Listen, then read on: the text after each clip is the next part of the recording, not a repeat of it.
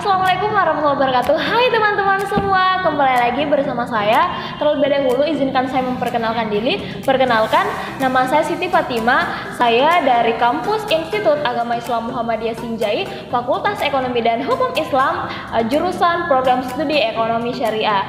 Nah, hari ini saya ingin memaparkan dua materi, yaitu materi pertama, bagaimana sih cara menganalisis fundamental, dan yang kedua, faktor-faktor apa saja yang mempengaruhi saham dari analisis fundamental tersebut.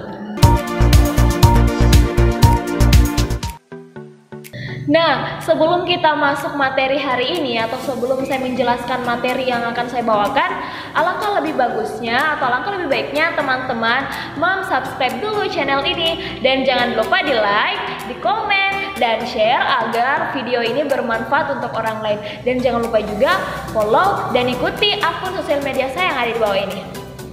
Jadi sekarang kita sudah masuk pada inti materi kita. Nah, materi pertama yaitu bagaimana sih cara menganalisis fundamental terhadap saham. Cara menganalisis fundamental itu kita menganalisis keuangan, operasional, dan prospek kerjanya ke depan bagaimana. Dan ada 6 cara menganalisis fundamental terhadap saham. Analisis yang pertama yaitu kita memilih perusahaan yang bagus. Nah, ini kita bisa memanfaatkan kinerja masa lalu dari perusahaan. Apakah perusahaan ini kita bisa nilai buruk baiknya dari perusahaan, karena ini berhubungan dengan kinerja keuangan yang sudah terbukti prospek kerja masa depan perusahaannya. Analisis yang kedua, acuan harga saham yang sesuai dengan analisis fundamental saham. Nah, ketika kita ingin membeli harga saham dengan murah, kita bisa menilai baik buruknya atau harga saham dari baik dan buruknya melalui acuan saham terhadap analisis fundamental. Analisis yang ketiga yaitu margin of safety. Nah, margin of safety ini adalah analisis yang digunakan untuk membuat prediksi yang berfungsi untuk mengantisipasi ketidakpastian yang terjadi pada perusahaan. Dan yang keempat yaitu menguasai laporan keuangan. Tentunya ini hal yang penting dalam menganalisis, karena kita harus dengan baik cara menganalisis, membaca laporan keuangan sesuai dengan indikator tertentu dari perusahaan.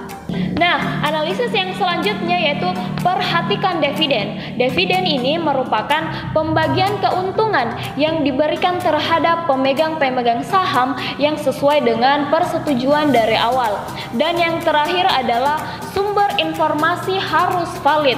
Sumber informasi, kinerja keuangan, atau hal-hal penting dari perusahaan haruslah valid informasinya, karena itu untuk menghindari situs-situs yang tidak resmi dari Bursa Efek Indonesia.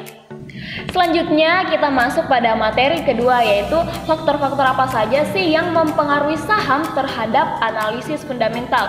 Nah, perubahan harga saham dari naik dan turunnya banyak sekali faktor-faktor yang mempengaruhinya, termasuk dari analisis fundamental terhadap saham. Yang pertama yaitu kita melihat kondisi perusahaan fundamentalnya bagaimana. Setiap perusahaan pasti membutuhkan itu investor untuk ekspansi kerjanya, maka manajemen kinerja harus selalu melihat perusahaan itu agar tetap stabil. Yang kedua, gejala naik turunnya kurs rupiah pada mata uang asing. Nah, ini bisa langsung dirasakan oleh perusahaan-perusahaan yang memiliki utang pada mata uang asing, karena kenapa? Ketika nilai mata tukar uang itu turun, maka itu langsung bisa dirasakan oleh perusahaan-perusahaan, terutama perusahaan ekspor dan impor. Nah, faktor yang ketiga yaitu tren beli membeli investor. Nah, kalau faktor yang satu ini pasti kita sudah pahami bahwa tren ini bisa memberi pengaruh yang besar terhadap dunia bursa. Kenapa tidak? Ketika orang berlomba-lomba ingin membeli investor, maka investor langsung akan mengalami penurunan. Dan yang empat yaitu memanipulasi harga saham. Kata memanipulasi dalam pikiran kita pasti itu adalah hal negatif yang tidak bisa kita lakukan.